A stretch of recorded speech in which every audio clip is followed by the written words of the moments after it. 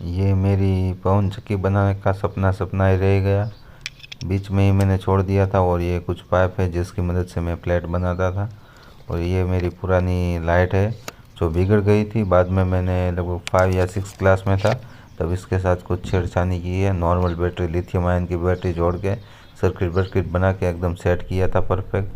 और ये मेरा पुराना डब्बा, मेरा खजाना, ओहो, इसे देखकर तो पता नहीं इमोशनल हो गया।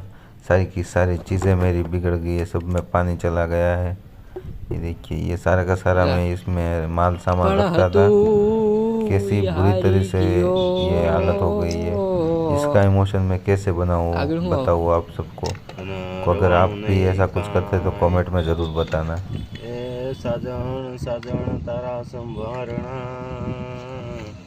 12 વોલ્ટનો ડટો હતો હતો બધું હતું હતું થઈ ગયું એમાં બધા માયક બાયક બધું હતું બધું થઈ ગયું હે હતું ઈ હારી ગયો। હવે હુજતું નથી કાંઈ। આહ આહ